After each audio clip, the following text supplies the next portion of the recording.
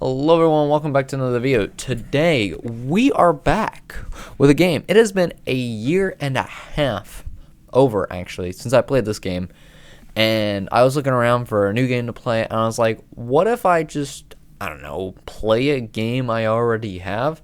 And I did actually make a playlist of this game, because I thought I was going to play more of it. I think I actually did play this chapter, but again, I played it like January of 25. It's been long enough that I don't remember, and so, but somehow the progress was still saved, so I'm just gonna start where I went off, because if it wasn't saved I would have just played up to this point, because I'm not gonna post like something I've already done. So we're starting on chapter 1.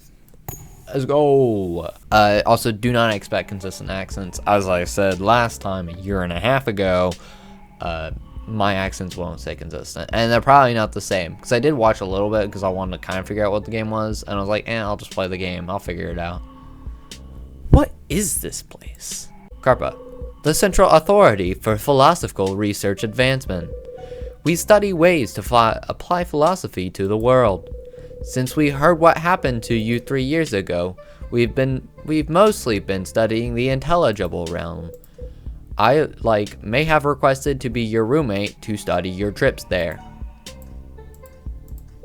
Are you okay? Take a deep breath. This must be totally overwhelming. Oh. Oops. Nah, it's cool. Really? I mean, relatively, yeah. The existence of an afterlife dedicated to philosophy? Okay, that's pretty far-fetched. But I've been there. I know it exists. And once you accept that the intelligible realm exists, it's only natural someone will be looking into it. Just didn't think that someone would be my mom and roommate. Aw, I was so looking forward to blowing your mind. You're so chill.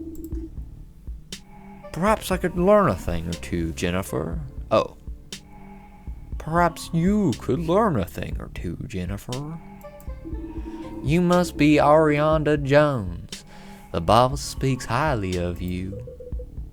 And you are Marcus Plato, lead engineer.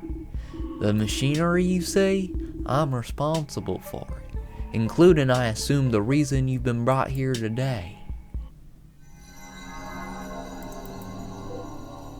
What is that? The pinnacle of our research. A portal to the intelligible realm. Are you serious? That's possible? Keep it short, please. Yes, it's possible. Wow, that was short.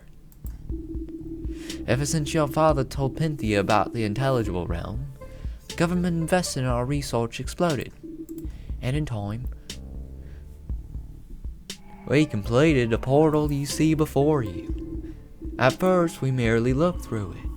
Watch the philosophers debate, getting new insights on their ideas and opinions on current events.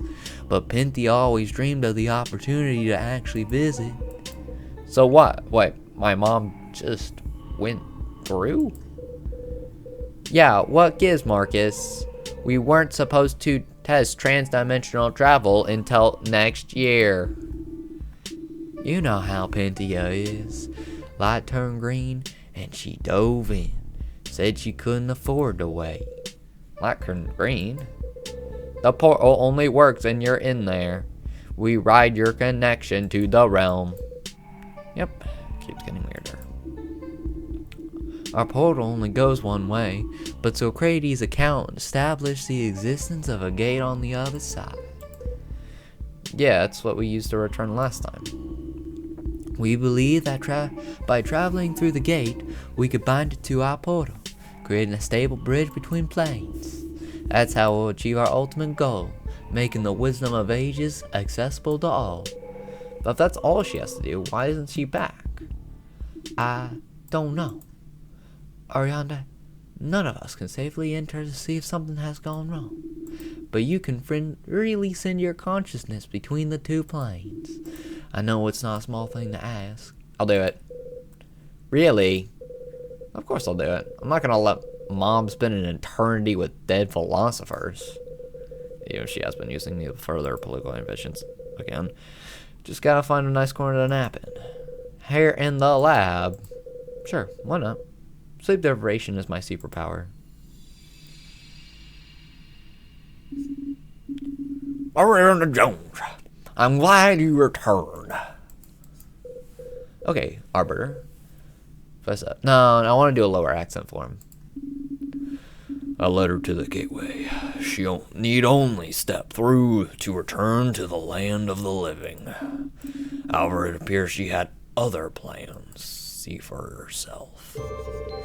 And as I stand here, before the gate that leads back to my world, I can see a glorious future together. A brighter future, where wisdom is valued by all. Philosophy will once again be respected as the invaluable profession it is. Children will sing the praises of Kierkegaard and Kant. So support our shared dream and tell everyone, bold Penthea. You've got to be kidding me. Bumpkin, you're back. Mom, everyone at Capra is worried about you. You seriously stayed just to give a stump speech? These philosophers can't even vote. They can't vote, no, but they can get out the vote. Nothing unites the public like nostalgia for dead people. And if we can unite the public, we can accomplish anything. What, Mom? That doesn't even... What was that? Why has the gate closed? Last time it shut one that accepted the challenge to answer one of the greatest philosophical questions, but there was no challenge this time. Penthea Smith, if I may ask, what was the thing you last said? That's what makes our democracy the perfect political system. Ah, that explains it. While no formal challenge was issued, the senator just tackled one of the great questions. What is the ideal government? And it seems that Gate found her answer lacking. So it closed, trapping her here. Perhaps forever. What? That's... Ugh! Let me out, you unpatriotic Porticellus. Are you serious, Arbiter? That's it? Mom's just stuck here forever? No, I said perhaps forever. She's still alive, after all. The gate will reopen if presented with a viewpoint internally consistent and compatible with the realities of the world. If her position evolves or is proven to be as sound as she believes, that should suffice. Oh boy, I know where this is going. Nope, anything but that. I could bring various philosophers, given an opportunity to converse with them and see if debate sparks such a revolution. No, wait. Mom, listen. Dad and I solved this last time. Presenting a flawless solution is a trap. The answer is probably there is no societal structure that won't have fatal issues or something. Just say that and we can go now. I'm sorry, but I can't do that. Why? I simply don't believe it. I'm not wrong. The door is wrong. You can't admit weakness, honey. That's just ammunition for the enemy. Enemy? What enemy? We just need... So, Arbiter, if I can prove my position is valid, we can leave? That is one approach, yes. Perfect. We do that, and the philosophers will have to endorse me. Let's get started.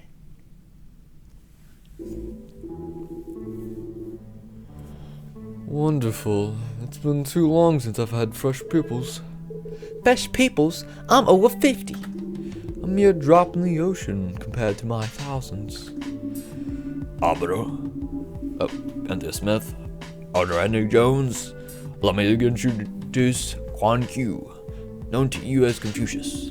Born during the spring and autumn period of Chinese history, his great ideas have greatly influenced the world. They had a particular impact during the Han Dynasty, a period of growth and prosperity for the region. Well, we're here to test his political philosophy holds up now. Tell us, Confucius, what is the ideal form of government? When building a home, is it not best to start at the foundation? Ruling is a role like any other. an important role, but a role nonetheless. In order to understand that role, one must first understand the importance of roles themselves.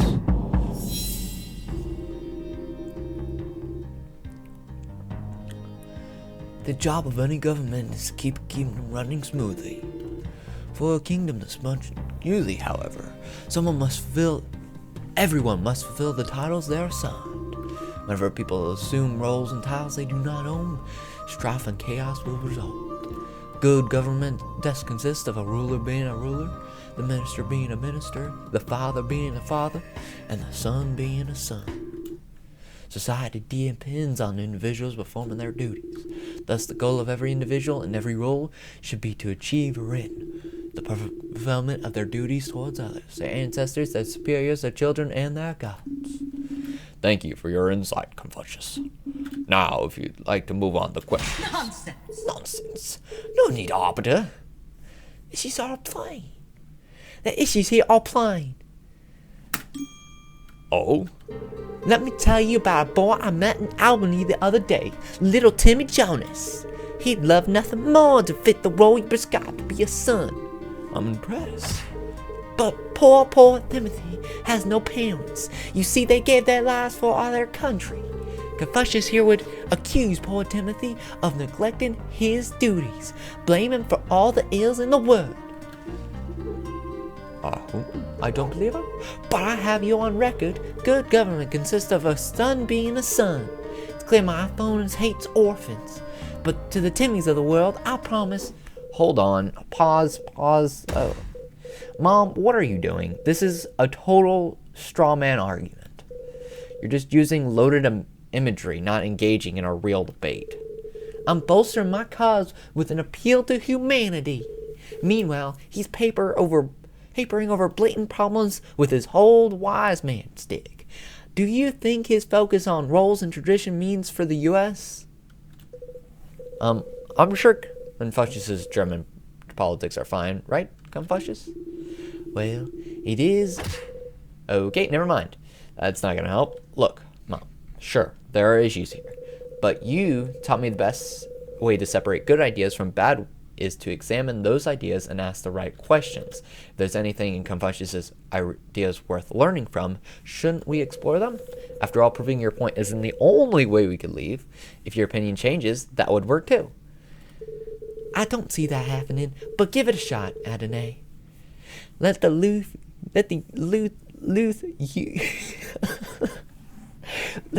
lead, right? This is for real. She should be amazing at this, but she's treating these discussions of politics like politics. Now she's dragged me into the middle of it. Even if I take over for her, will she ever change her mind? I have to try. Fine. Aber, can I handle this one? Of course, Ariana Jones. I must say I'm pleased you take an interest. Don't push it. Let's do this, Confucius. Oh, what the hell do any of these buttons mean? What do you mean, Claire? Okay, how do I... Or people assume roles they do not own, strife and chaos. Where's the backing? Can you support the statement? Imagine that builders tried to farm, and that farmers tried to build. Is the problem not apparent? One cannot grow a house, nor can one build a tree. Could be interesting to try. Not again. Again? You did try, Adonai, when you were 7. The tree you built fell through the window. I was 7. Maybe now I could... Let us all be thankful that Ardenay did not choose construction or gardening for her career. Indeed, performing duties one does not deserve is even more disastrous than performing no duties at all. Haters. Okay. Good government. Clarify. In an ordered society, everyone knows their duties and fulfills them the best of their abilities. Okay.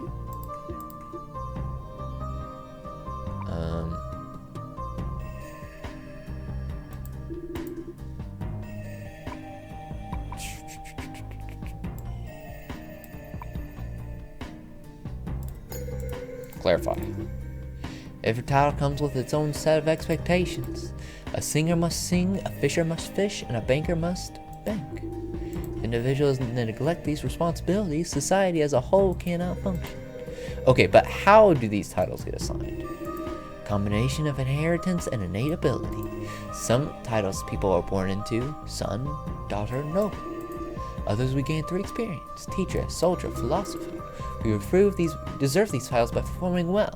Through valor and neglect, titles can change. In the end, all claims must be reconciled with reality.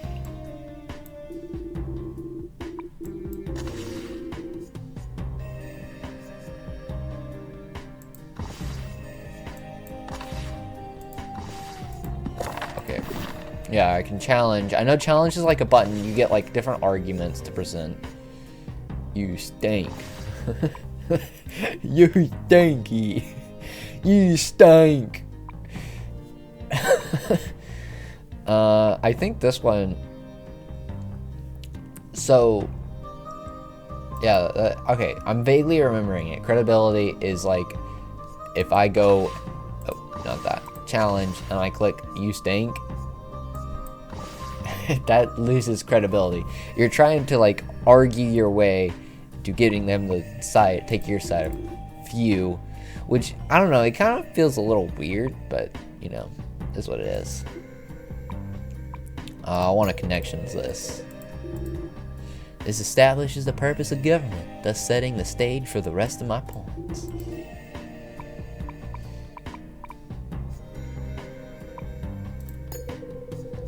Clarify. Government's purpose is to keep society from breaking down. It must maintain the essential social order, so all can play their parts.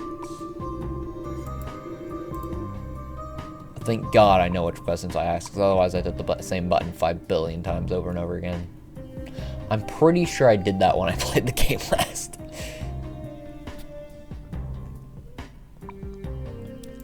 Backing. Imagine a society where no one felt any obligation to do anything. I thought I already did this for a second, that's why I skipped that one. Okay, I'm imagining it. And what do you see? Not much. Some people are sitting in dirt, eating the dirt. It's not very tasty. Dirt rarely is. Your imagination has served us well. When the individual roles are not performed, the whole cannot exist. But when all are assigned roles in which they are diligent, society will thrive. So I gotta find, like, loose ends. Like, because obviously, in a way, he's right. Like, if no one did anything to improve society, and like you don't have any farmers, we're speaking like simpleton terms. Like, you don't have farmers, you don't have any food, you can't feed the kingdom, because obviously this is a very old policy. I am not sure that you can consider a game to give me sufficient knowledge to say much about Confucianism. But the general idea, I mean, they did state the general idea, but I don't know how completely accurate that is.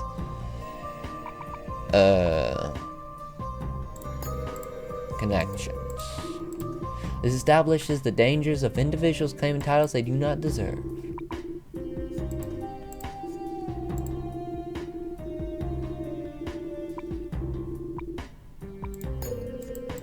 Support. It flows from my previous statements.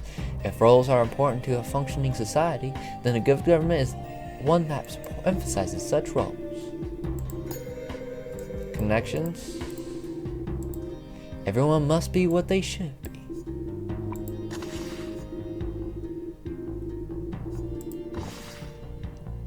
Okay, I think I kind of, cause like,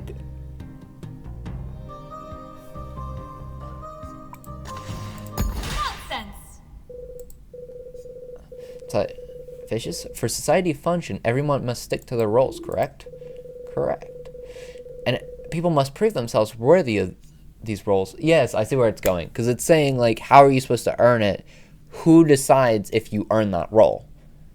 Like, yeah, you have the farmers, but who decides who's a farmer? Who teaches these people? Or who gives these titles out? And how do you decide a ruler? Like, Yeah, I'll let it explain, I guess. I kind of want to put some input. I'm not just reading the lines of the game. I don't want this just to be my voice playing the game. Should one not dance before claiming to be the dancer? Such requirements seem only logical. Each building block has logic, yes, but when the blocks are all placed, you wall yourself in. Do you elaborate? Oh, I think he's making a different point than I am. Your philosophy creates a cycle of requirements with no real entry point. No, it does. We have to deserve jobs to perform them, but we have to perform jobs to deserve them. This is actually a pretty good point.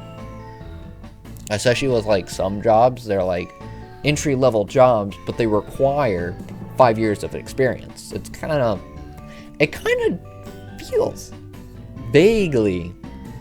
I'm not going to pretend like I understand everything, and I don't want to put too much into here, but it kind of vaguely feels like it. Because like you see that like, entry job level, and it's like 5 years of experience needed.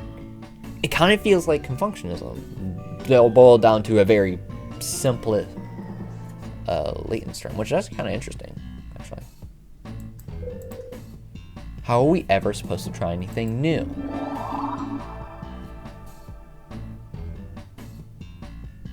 Wait, hold on. I don't want to read that again. Your philosophy says cycle of requirements with no age for each point. We deserve the pilot to perform. However, surprised to try anything new. I think he took a different point to it. I think he actually did, because it feels like he's saying,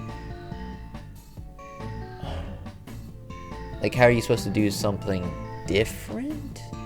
I don't know. I don't fully get it. I'm gonna be honest. Astute observation, Ariana Jones. Thank you, Arbiter. Experimentation is essential to growth. My favorite teacher once told me, take chances, make mistakes, and get messy. But the motto in your school, Confucius? Entry-level position, 5 years of experience.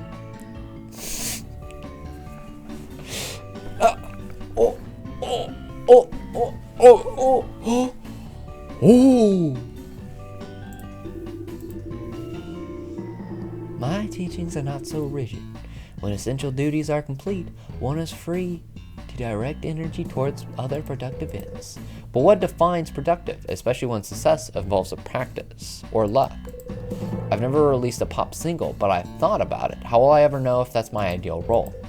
What do you think, Mom? Should I drop out of college and become a pop star? Nonsense. Wow, he feels that strong about my pop career, huh? Is it not foolish to assume the only role of value is that of the expert? Okay, hold on. I'm trying to like voice act these characters, but also like think about what they're saying, because it's supposed to be a game to engage your mind, and I don't want to like I said earlier, I don't want to boil it down to me just doing the voices and playing along. Is it not foolish to assume the only role of value is that of the expert? Acknowledging yourself as a student of the disciple is a title unto itself. Humility and willingness to learn do wonders. To pursue the title of pop star, one should first take the title of pop apprentice. By studying under a superior who has more experience, you learn how to fulfill your role. If only Taylor had answered my letters. As superiors, parents, teachers, and governors demonstrate for us how to be better. And with this observation, we answer your initial question, the ideal form of government. For as we look to superiors for guidance, the one at the top must be the model for all.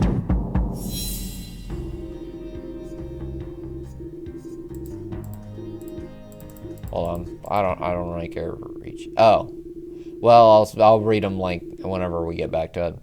Moral relationship between superiors and inferiors is like wind to the grass.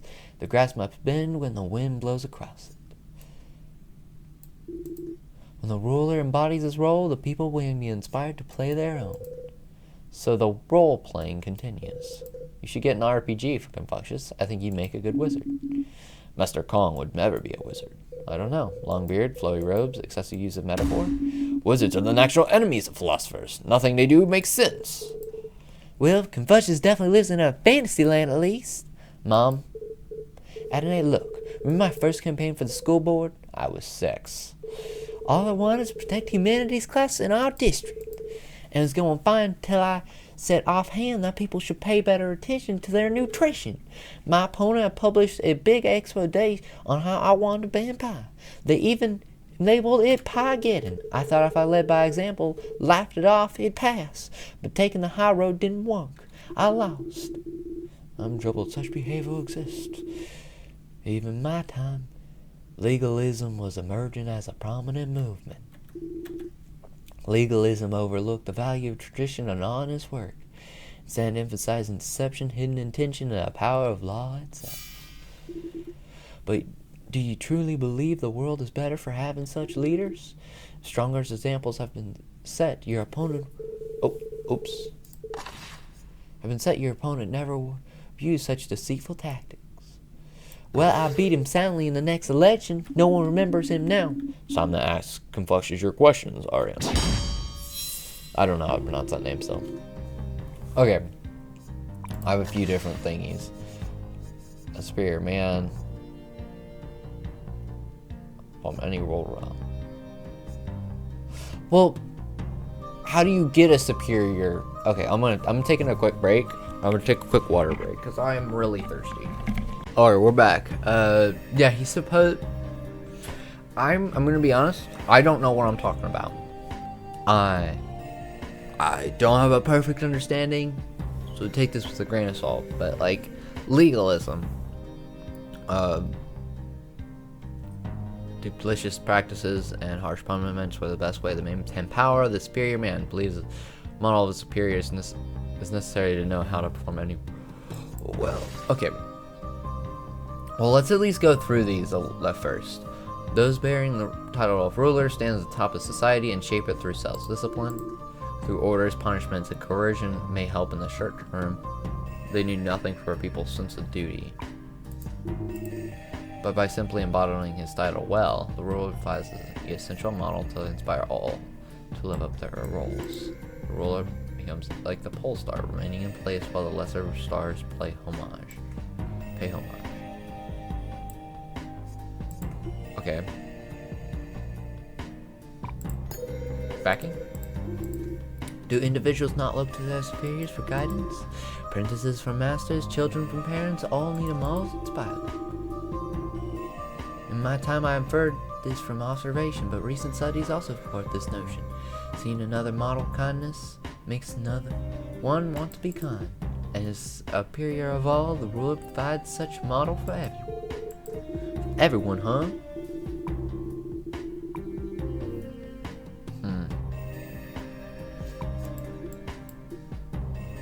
Okay, let's start with this one. Those bearing title ruler stand on top of society and shape it through self-discipline. I'm just gonna go through all of them. Clarify. The ruler stands above all. In such a position, their virtue will influence all.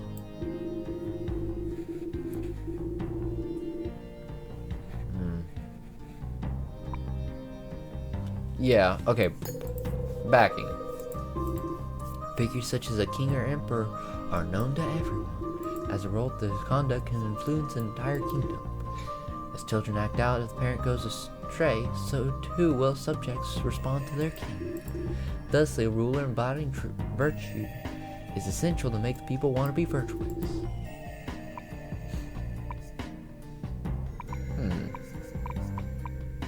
Okay, but you're relying on like one single person.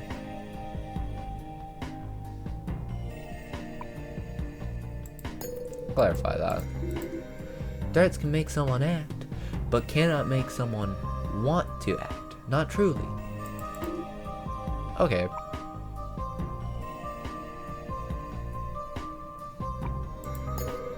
Connections. Is it not wise to eliminate the legalist idea that rulers should operate through laws and fear? See, this feels very, like, biased. Because instead of, like, stating anything to, like, do anything, he's just, like, saying, eliminate the legalist idea. If such techniques were ideal, rulers would have no need to be just. Right, because no ruler has ever been successful by being a jerk. I'm glad you agree, Senator. Whoosh, right over his head. Though disagreeable figures may hold power for a while, That is not success. They are inheriting lesser beings. Okay, maybe not whoosh. Felt like a clapback. But it's possible his earnestness accidentally owned mom's sarcasm. A backing. You can convince someone to do the right thing under threat of force, but they will not truly desire to do that thing. In such a situation, will they not break from their duties the moment they can avoid being caught? But when someone wants to do good, you no longer need to ask at all. So all is more stable when people internalize the pursuit of Rin.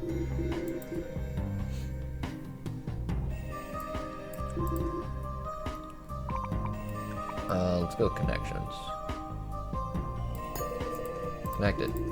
This establishes why and how the ruler acting justly results in a stable kingdom, providing a model to all that anchor the whole of society.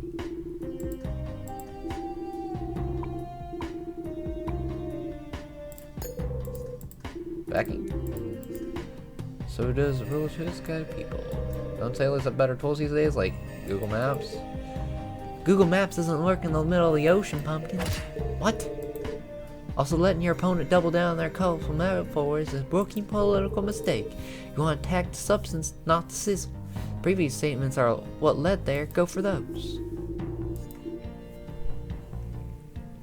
Okay, I need to take off my glasses because it helps and hurts at the same time.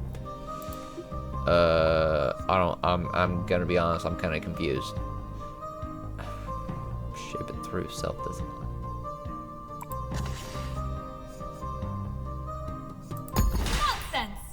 I think. Confucius, the ideal you describe sounds nice. Ruler guiding. I think the kind of point it's gonna go to is like the superior man. So I don't even think. Did I even need to ask any of those questions? What was the point of me asking those if I was just gonna pull out the superior man thing? Because like obviously the argument here is that you're relying on one person. You have like a confidence in this one person to guide everyone, yada yada. They could be a terrible person, something. Probably gonna bounce back with like, yeah, it's gonna be ruling for a little while, but eventually someone better will come along. Something like that. A ruler guiding the people, helping them find their ideal titles, and inspiring the best in all. I really just have one key question: who inspires the inspirer? I don't understand. You claim the model of worthiness is essential. Oh. Yeah, who's the model to lead them all or something, yeah. As the one on the top, the responsibility falls on the ruler to be that model, embodying virtue for all. But where would this ruler get their model from?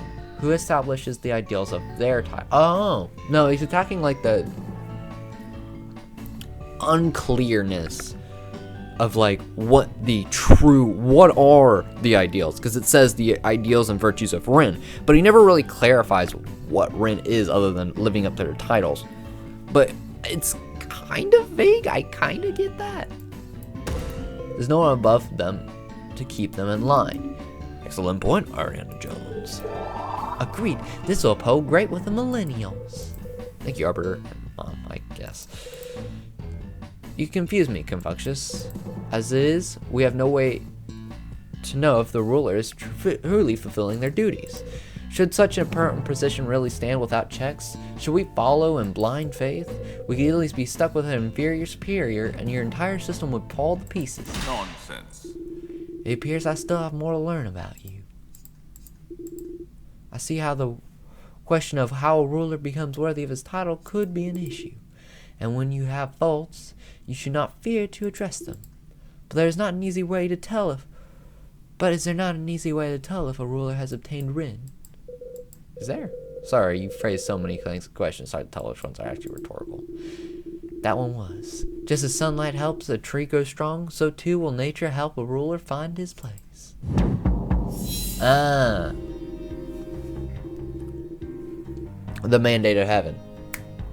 I knew it was coming. I know it says at the top of the screen, but that's what I was thinking.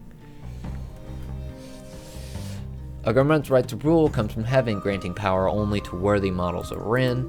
Rulers who act poorly will be plagued with famine and misfortune, inevitably leading to their downfall. If a ruler is in power, they must still have the mandate, as there is no way to keep power without virtue. As such, the entire system remains balanced. I hope this helped clarify the matter.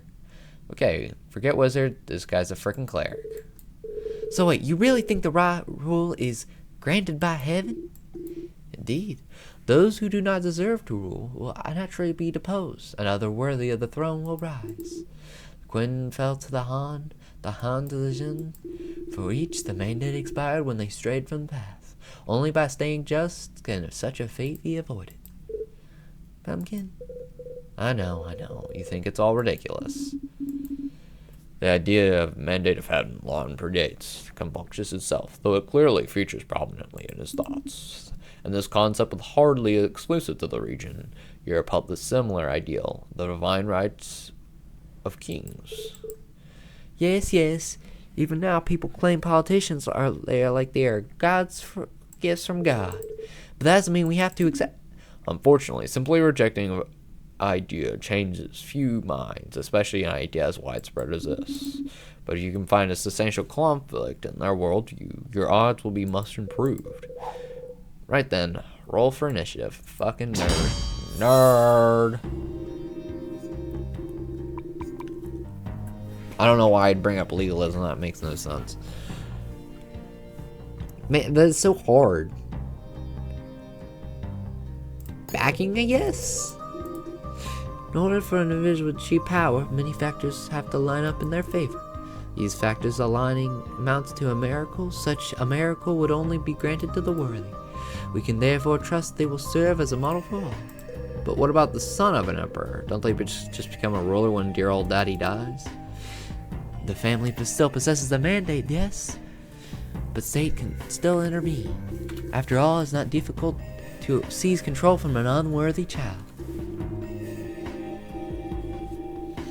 Okay, connected. Establishes in that order to rule, an individual must already be worthy, thus guaranteeing those who reach the throne embody reign.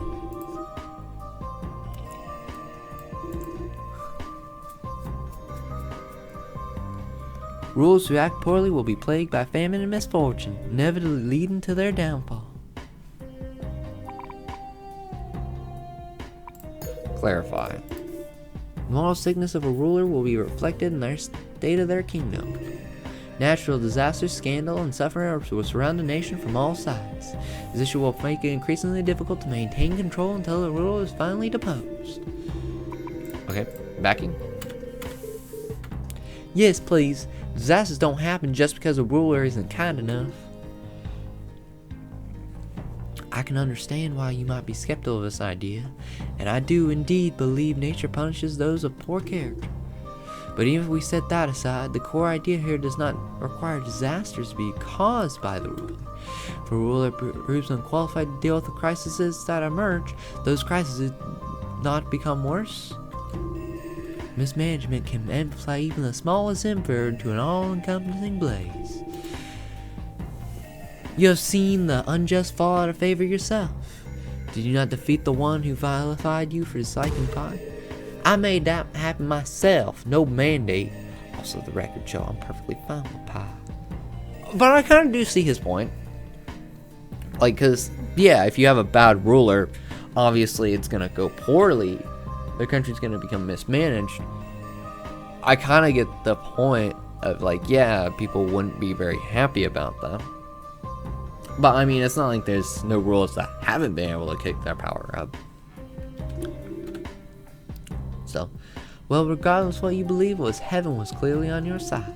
Without the mandate, the unworthy cannot keep power. Oh, I just press space. Oh, cool. Connected.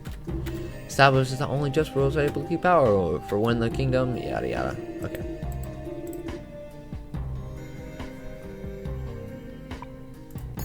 Backing.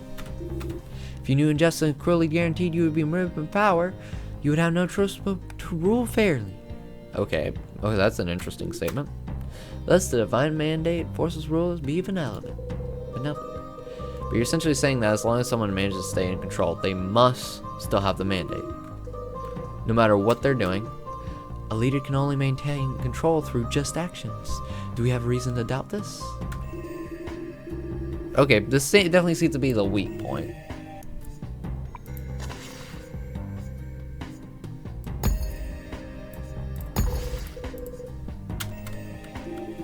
Would it not be wise to be more cautious in your assertions? Try to cautious earlier. Fortunately, Ardande is far from cautious. More, unfortunately, she has erred. I hit the wrong button. Is that one? Nonsense. That one! God damn it. I knew the point I was trying to pick on, but I got confused. Okay, there's something to the idea that a leader can inspire and shape their subjects. Probably too many climate. I believe that. If we could guarantee the quality of the ruler, that could do a lot of good. So it almost hurts to say none of this holds together at all. I mean, it's just relating to the common point of, like, it's relying on an invisible force to change the ruler by will, basically. Do go on. It is my turn to listen. On a fundamental level, the logic of the mandate is circular. It's what makes it so difficult to disprove. The ruler will be just because they have to keep the mandate. The mandate's favor promises the ruler will be just. A is true because B is true. Why is B true? Because A is true. But such circular logic is ripe for exploitation by the very legalist demagogues you despise. How so, Ariande? Let's quickly review what works here. Regardless of if the mandate exists, if the ruler believes being unjust leads to divine retribution, that belief itself serves as a check on their behavior, a placebo effect encouraging benevolent leadership. Okay, pause. I spent the next 3 minutes trying to look up the placebo effect, and I think I kind of properly explained it. It's probably not the best definition. Don't take it with a grain of salt again, as I've said that a million times. And yeah, I'm just gonna skip to it. I don't want to listen to me go on and on about this stupid thing for 3 god dang minutes. It's mostly just silence anyway. Yeah, it's kind of like, okay, because most of these definitions are like about medicine and whatnot, like a medicine that's told to them by a doctor. So, like, told to them that he's telling them that we'll be okay, but because of the mandate of heaven, but it's not really real. But since it's only as real as the people think it is real, and as much as he believes it is real, it doesn't actually have a true effect, but it does have an effect on the people who believe in it, but only those who believe in it. So he's saying that the placebo effect, since the others, the legalists, know it's not real, they can use that to their advantage to take advantage of the system. Something like that. I do, again, take my words with a grain of salt. Encouraging benevolent research. But that ruler is only motivated by the fear of losing the mandate. Exactly the sort of external incentive Confucius says doesn't hold. So what happens when that weakly motivated ruler acts unjustly? What happens when they get away with it? Sooner or later, all unjust actions. Sooner or later, but the damage will still be immense. Oh, he's saying like the damage is already done. Yeah, sure, it'll be replaced eventually, but the damage is already there. The ruler either loses faith in the mandate, or worse, believes the fact that they've kept in power proves they're right. From that point on, the situation decays rapidly. The ruler could use devious tactics to keep the crown, gaining an advantage over all. The mandate becomes nothing more than an excuse for the powerful to keep their power. It alone is not enough to guarantee anything. Does that not make sense? In my life, I've identified 3 central methods through which we may learn wisdom. First, reflection is noblest. Second, imitation is easiest. Third is experience, and it is the bitterest, so bitter that it can be overwhelming. You've given me more to reflect on, pupil. I must thank you. Very well presented, Ariana Jones. I believe that concludes where I require time to select a new challenger. The discussion has given me several ideas. Punches, if you come with me. Oh, thank you for my time, peoples. I hope you find what you seek. Is that anything important? Oh, no, not really. This is... Well, Mom, what did you think? Confucius' apologies was interesting, right? Despite the flaws. It's neat how just believing in an idea can have an impact. I admit, that went better than I expected. You're good at this, Pumpkin. I need you on my debate prep team. Pass. But while it was good, I'm not sure it was good enough. Confucius may have more to reflect on, but reflection won't bring out the votes. I needed him convinced at an A, thoroughly on board with our cause. I'm sure the more distance he gets from this, the more he'll revert back to his same core views. But hold on, we just need to learn something, right? So we can get you out of here? Oh, Pumpkin, that's sweet. But I need to get out of here with the philosophers behind me. Otherwise, I might as well stay here forever. Wait, she can't really mean... I need to take a walk, clear my head. See if there's any sandwich shops in the intelligible realm. I'm hungry. Should have known it wouldn't be easy to get her back down. Guess I should update Jen and Marcus on what's going on. We might be here for a while.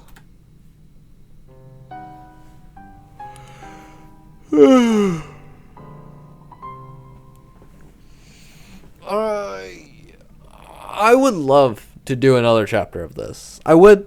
I truly would. But my voice cannot handle that.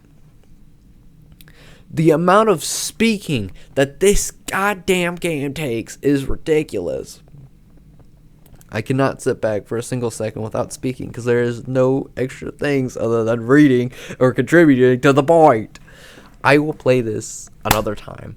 I think this will probably be a video by itself. Will I actually get back to this and do another chapter? Hopefully. I think. I'm actually pretty intrigued. I want to try and take this seriously and like look at it because, you know, philosophy to me is kind of interesting and I think it might be a fun game to play. I don't know how accurate this game is, but I don't know. For now, it's chill. I hope you guys enjoyed. Bye. 54 minutes.